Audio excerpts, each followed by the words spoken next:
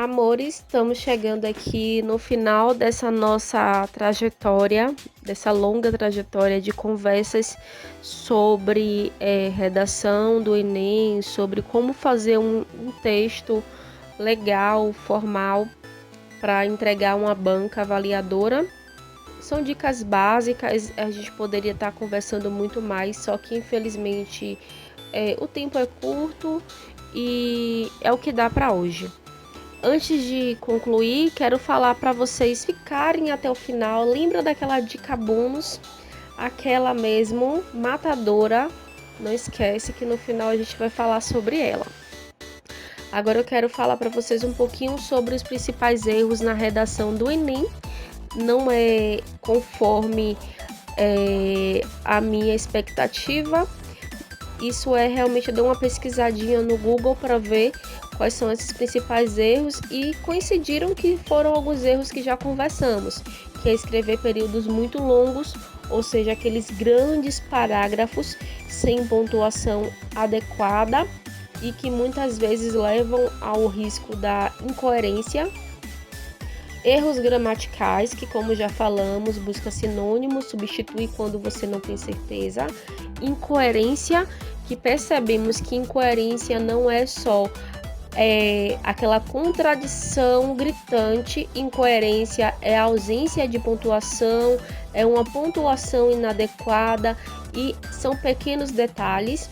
A linguagem informal, tem gente que está levando a linguagem cotidiana, que conversamos com coleguinha ou que conversamos no WhatsApp, no Instagram, para a realização de redações. Aí você, de tanto colocar AVC, BLZ, você está lá levando para a redação. E não são apenas abreviações, tem termos que não são termos formais, são termos da nossa linguagem comum, não tem problema, certo? Na linguagem comum eu falo muita coisa mesmo que na hora de escrever jamais eu escreveria, porque não somos robôs para estar falando tudo corretamente. Mas na hora de escrever, preste atenção em relação a isso. Outro erro que acontece muito é a escrita da dissertação na primeira pessoa do singular, eu.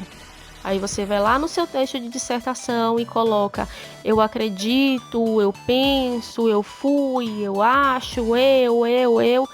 E eu não é utilizado para escrita de dissertação. Quando você se inclui dentro do seu texto, quase sempre é numa escrita de uma narrativa, e dissertação não é narrativa. Dissertação ela é caracterizada pelo afastamento do autor do texto, porque você está se colocando como um observador, como alguém que está compreendendo o fenômeno. Você está acima, você não está fazendo parte naquele momento, você está analisando situações de sua sociedade.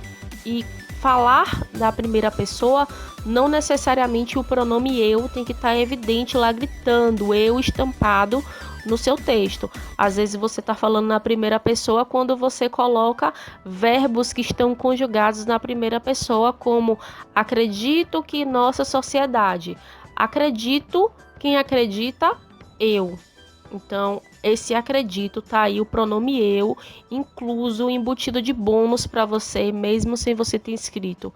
Então, tem algumas palavras que, quando estão conjugadas na primeira pessoa e são incluídas no texto, é um erro, porque você está fazendo, sim, totalmente seu texto de forma errada e torna-se basicamente uma narrativa, ok?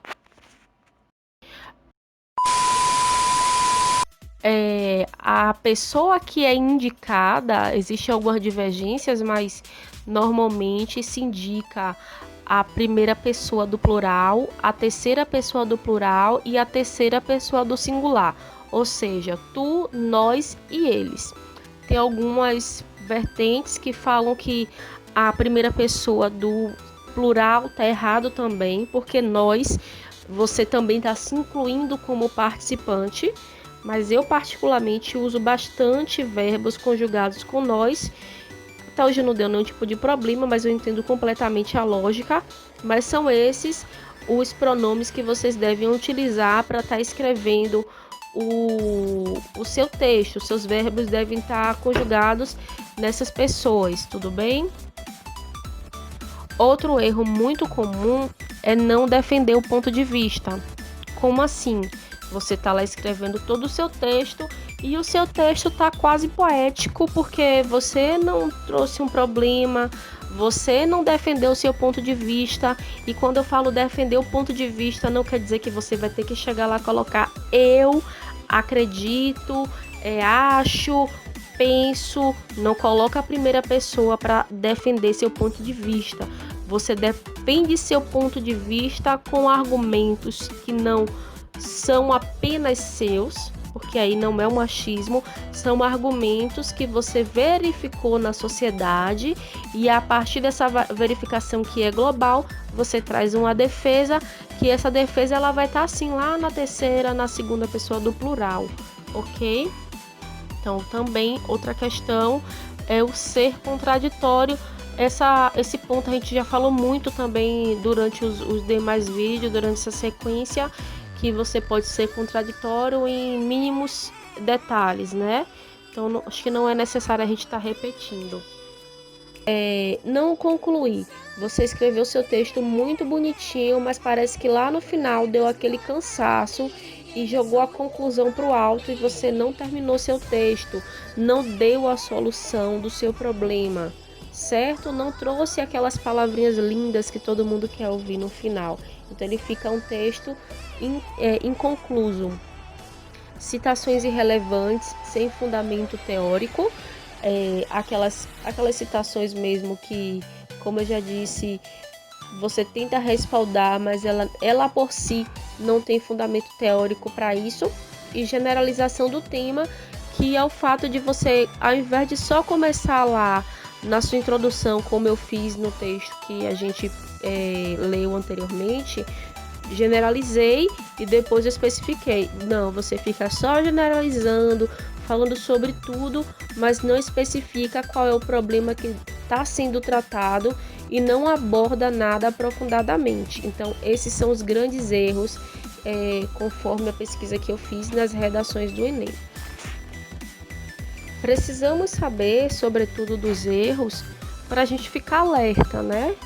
Os acertos, eles, na verdade, é necessário também a gente se dar conta, só que a gente já sabendo quais são os principais erros, eu acho que já é um bom caminho andado para acertar. Acertou. E vamos lá sobre a dica bônus, que eu estava aqui segurando vocês até esse momento. E a nossa dica bônus, na verdade, é mais um pouco de estudo. É sobre um grande filósofo que está atualmente sendo uma grande referência em nossa sociedade. Ele morreu agora em 2017. Ele é o Zygmunt Bauman. Bauman ele está trazendo uma teoria muito importante e essa teoria ela consegue se adequar a vários temas de redações e temas sociais mesmo. O Bauman ele vai falar sobre a sociedade líquida.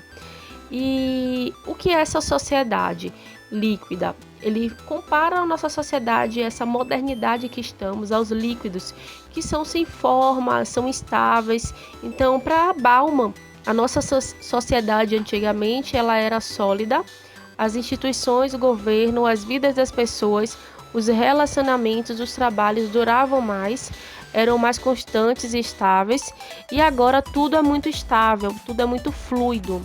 Então, cada vez mais a gente vai ficando individualista, desatualizado, os relacionamentos, os trabalhos, as instituições, as formas de tecnologia, elas não são duradouras, somos menos ativos politicamente e mais consumidores.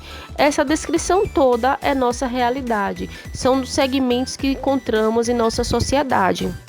Então, a própria instituição da escola, ele vai caracterizar como uma instituição que ela não conseguiu se liquefazer do mesmo modo que as demais, tanto é que a gente vê que ela não se encaixa com os padrões da nova modernidade, que tanto muda, que tanto varia, e a escola continua naquele padrãozinho que a gente sempre conheceu, ok?